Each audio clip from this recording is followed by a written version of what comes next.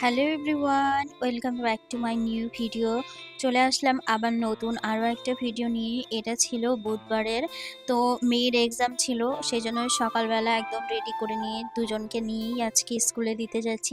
আজকে ওর পাপা একদম সকাল সকাল চলে গিয়েছে ওর কাজে। তো আমি এখন মেয়েকে নিয়ে স্কুলে দিয়ে ওখানেই ছিলাম। তারপরে একেবারে পুরো এক্সাম শেষে 12:30টার সময় ওকে নিয়েই বাড়ি চলে এসেছি। তার মধ্যে ওর এক্সাম ছিল 11:30 থেকে 12:30। তো 1 ঘন্টার মধ্যে এক্সাম ছিল। তো তাই জন্য আর কি নিয়ে চলে এসেছি। আর এখন তো সব স্কুলেই এক্সাম হচ্ছে, যেহেতু ও সরকারি স্কুলে পড়ে, প্রাইমারিতে পিপিতে পড়ে। তো ওদের আগে এক্সাম ছিল, তারপরে কিন্তু অন্য ক্লাসে ছিল। সেজন্য একেবারে বাড়ি নিয়ে এসে সংসারের কাজগুলো শুরু করেছি, কারণ কোনো কাজ করে রেখে যাওয়া হয়নি। জানোই তো, দুটো বাচ্চা নিয়ে সমস্ত কিছু একা হাতে করে ওঠা সম্ভব হয় না। সেই জন্য সংসারের কাজ ফেলে রেখে আগে মেয়েকে নিয়ে স্কুলে গিয়েছিলাম। তারপরে বাড়ি এসে কিন্তু এখন এসিটা চালিয়ে দিয়েছি। আর আজকে প্রচণ্ড গরম পড়েছে, সেই জন্য ভাবলাম যে এসিটা চালিয়ে দিয়ে তারপর ঘরটাকে ভালো করে গুছিয়ে নিই। চেঞ্জ করারও সময় পাইনি বলতে চেঞ্জ করিনি। ভাবলাম যে একেবারে ঘরটা গুছিয়ে তারপরে কিন্তু ফ্রেশ হব, তাহলে কিন্তু ভালো লাগবে। না হলে একেবারে ফ্রেশ হয়ে চেঞ্জ করে নিলে তাহলে কিন্তু আর ভালো লাগবে না কাজ করতে। সেজন্য আগেই কাজ করে নিচ্ছি, তারপরে ঘরটা গুছিয়ে ভালোভাবে ফ্রেশ হব। রান্নাবান্নাও সেরকম কিছু করিনি, ভাবলাম যে বাড়ি গিয়েই তারপর করব। আর হাজব্যান্ডের আজকে এক জায়গায় নিমন্ত্রণ আছে, তো সেখানে যাবে। আর আমি বাড়িতে একা থাকবো, মেয়ে তো স্কুল থেকে খেয়ে এসেছে, ওর কোনো অসুবিধা নেই। আমার আমার একার জন্য আর কি শুধু সকালে ভাত করেছিলাম, তরকারি কোনো কিছু করিনি। ঘরটাকে ভালো করে গুছিয়ে তারপরেই কিন্তু আমি রান্না করব। রান্না বলতে তেমন কিছুই করব না। আর দেখলাম ফ্রিজে কাঁচকলা আছে, তো সেটাই ভাবলাম আলু দিয়ে ভাজা করব। আর আগের দিনের একটু মাংসর তরকারি আছে, তো সেটাই গরম করে নেব, ওটা দিয়েই আর কি খাওয়া হয়ে যাবে। শুধু শুধু একজনের জন্য আর কি রান্না করে সেই বেকার ফেলে দিতে হবে। যাই রান্না করি না কেন দুজনে খেয়েও কিন্তু শেষ হয় না। ওই অল্প এক জায়গাতেই করি।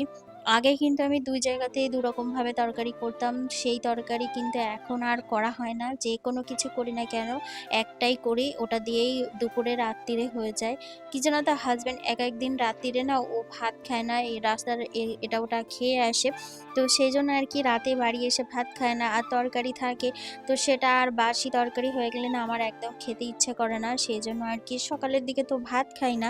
তো সেই তরকারিটা আর ওঠে না, ফেলে দিতে হয়। ওইজন্য আর কি নিজের একার জন্য হয়তোবা আলু ভাজা করে নিই, নয়তো ডিম ভাজা করে নিই, এরকমভাবেই যা হোক করে চলে যায়।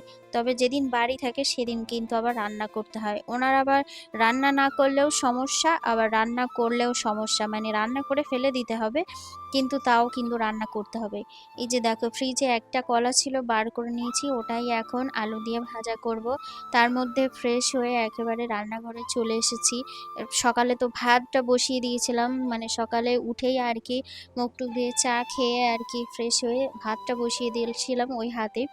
ভাবলাম যে ভাতটা হতে দেরি হবে, তো সেই জন্য ওইদিকে ভাত বসিয়ে এদিকের কাজগুলো করে নিই।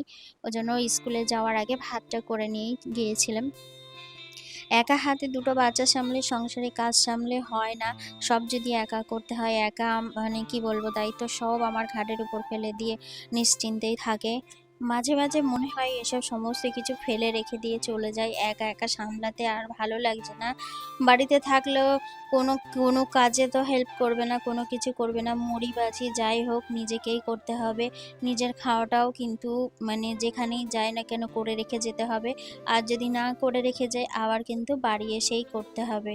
তো এই দেখো, মেয়েকে নিয়ে স্কুলে গিয়েছিলাম, এসেই কিন্তু আবার তাড়াহুড়ো করে সংসারের কাজ করছি। আবার এদিকে রান্না বান্না না করলে কিন্তু খাওয়াও হবে না। ছোট মেয়েটা আছে, ও যেহেতু ব্রেস্ট ফিডিং করে, সেজন্য আর কি মানে আমার খাওয়াটা টাইম মতোই খেতে হবে। টাইম মতো না খেলে আমার আবার সমস্যা হয়ে যাবে। সেই জন্য আর কি যাই হোক, মুড়ি বাছি নিজের খাওয়ার জোগাড়টা নিজেই কিন্তু করতে হবে। এদিকে একটা পেঁয়াজ আর একটা ছোট করে আলু দিয়ে আর কি ভাজা করছি, একটু শুকনো লঙ্কা জিরে দিয়ে। যে কাজটা না করব, হাত না দেবো, সেই কাজটা কিন্তু কোনো কাজই হবে না। সেই আমাকেই ফেলে রেখে দিলে পরে কিন্তু আমাকেই করতে হবে। এইভাবেই আর কি আমার সংসারের প্রত্যেকটা দিন চলে। তবুও এই সংসারটাকে ভালোবাসি, সন্তানের মুখের দিকে তাকিয়ে শুধুমাত্র মুখ বুজে এই সংসারটা করছি সন্তানের জন্য। ফেলে রেখে দিয়ে গেলে আমার সন্তানরা মাহারা হয়ে যাবে। তাই সবকিছু মুখ বন্ধ করে সহ্য করতে হচ্ছে। যাই হোক, এইভাবেই কিন্তু অনেক মেয়ে সন্তানের মুখের দিকে তাকিয়ে অনেক রকম কিছু সহ্য করে কিন্তু নিজের সংসার করে। শুধু খাওয়া পড়া দিলেই হয় না, একটা মানুষের কিন্তু অনেক সমস্যা থাকে হেল্প করার জন্য, কিন্তু সেরকম কেউ থাকে না। মাঝে মাঝে মনে হয় এইসব সংসার টংসার ছেড়ে দূরে কোথাও চলে যায় সন্তানদের নিয়ে, কিন্তু কি করব, আমার হাত পা বাঁধা।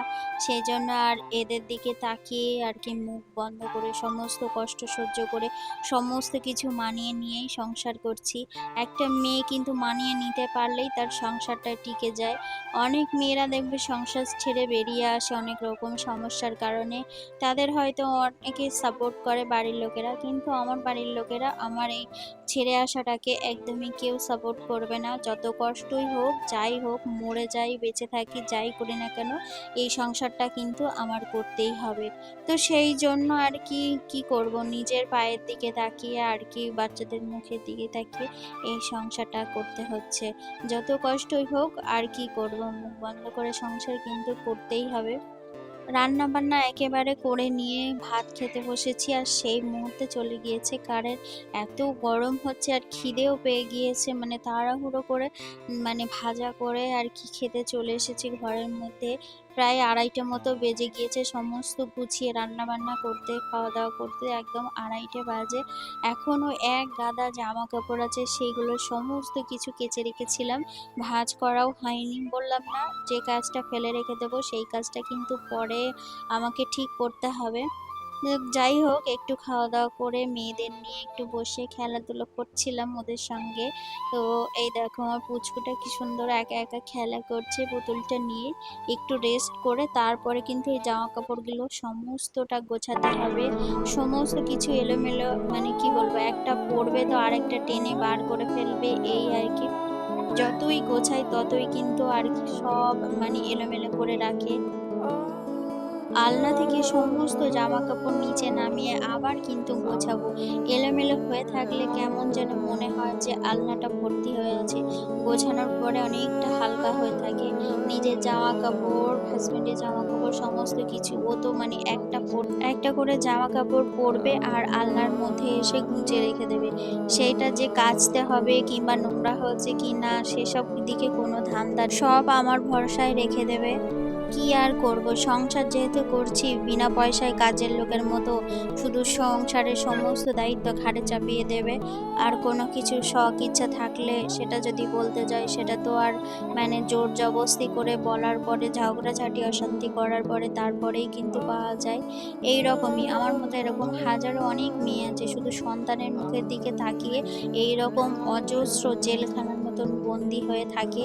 এই সংসার নামক জেলখানা থেকে যে মেয়েরাই বেরিয়ে গিয়েছে তারাই অনেক জীবনে সুখী, তারাই জীবনে নিজের পায়ে দাঁড়িয়ে উন্নতি করতে পেরেছে। কিন্তু যারা পারেনি তারাই আমার মতো এই আফসোস করে মরছে। শুধু সন্তানের মায়ায় পড়ে অনেক কিছু আমাদের মুখ বুজে কিন্তু সহ্য করতে হয়, আর কিন্তু ভালো লাগে না। কি করব, তবুও কিন্তু সন্তানের মুখের দিকে তাকিয়ে সব সহ্য করে এইভাবে কিন্তু দিনের পর দিন সংসার করতে হয়।